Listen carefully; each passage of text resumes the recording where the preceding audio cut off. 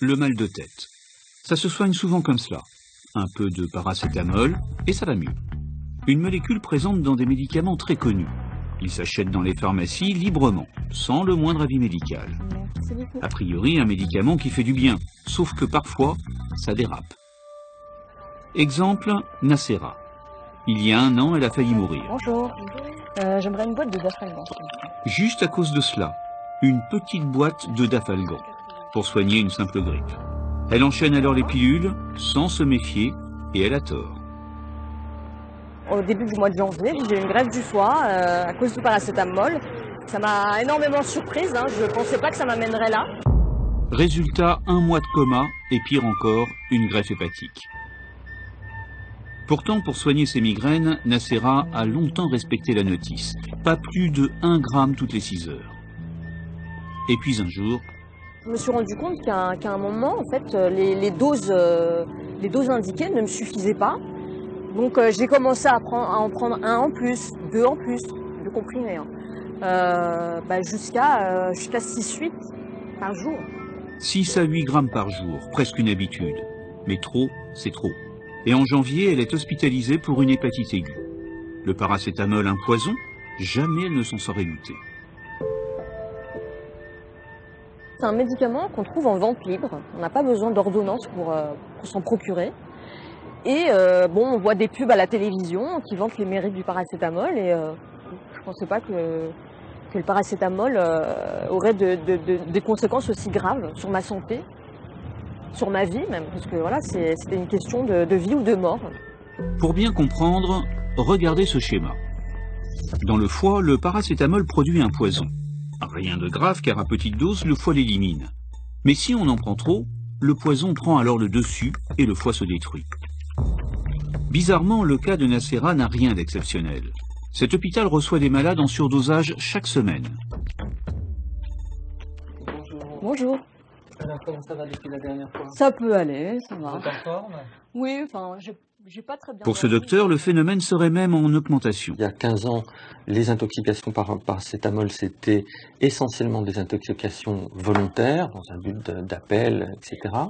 Et actuellement, en France, mais comme dans d'autres pays, en particulier aux États-Unis, on a fait le constat que dans 50% des cas, les intoxications au paracétamol graves avec des insuffisances hépatiques sont liées non pas à une intoxication volontaire par le patient, mais à une intoxication accidentelle, c'est-à-dire une automédication. En France, l'intoxication au paracétamol, ce sont des dizaines de milliers d'hospitalisations chaque année. Mais combien exactement? En fait, on n'en sait rien. Il n'existe aucune étude. Le paracétamol fait tellement partie de nos habitudes que personne ne s'y intéresse. Même les chercheurs l'ont peu étudié. Il y a eu jusqu'ici très peu de recherches parce que le paracétamol a la réputation, et la juste réputation, d'avoir certains des avantages de l'aspirine sans en avoir les inconvénients. Et donc progressivement, par glissement progressif, le paracétamol souvent n'est même plus considéré comme un vrai médicament. Et de ce fait, l'intérêt qu'il a suscité en termes de recherche sur le mécanisme d'action, comment cette molécule agit-elle, a été très embryonnaire et reste très peu développé. Incroyable mais vrai. Le paracétamol, on en prend presque tous les jours, mais on ne sait pas véritablement comment ça marche. Efferalgantab, 1 gramme. Nouveau comprimé antidouleur. Alors on nous prévient, l'air de rien, à travers les publicités.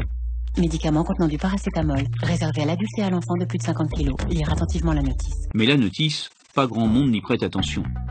Alors, pour tenter de sensibiliser les malades, il existe cette brochure. La seule, en fait, imprimée en 2008. Un surdosage en paracétamol peut endommager le foie de manière irréversible. Selon la réglementation, cette brochure devrait être distribuée dans les officines. Et visiblement, ce n'est pas le cas. Bonjour. Et je voulais savoir si c'était un fascicule que vous avez déjà vu. Non, du tout. Est-ce que ce document vous dit quelque chose? Est-ce que vous l'avez déjà eu dans votre pharmacie? Pas du tout.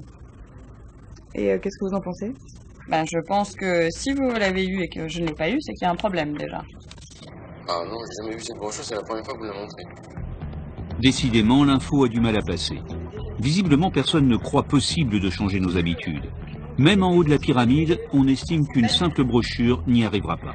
Il faut entendre la critique, il y a sûrement des choses à améliorer, ça j'en suis persuadé, mais le fait de donner ou pas une notice expliquant le paracétamol, est-ce que ça va empêcher tous ces cas d'intoxication? Honnêtement, pour moi, c'est comme les notices de médicaments, les gens ne font pas attention. Les gens peut-être, mais vous serez prévenus. Alors surtout, ne dépassez pas les 4 grammes de paracétamol par jour.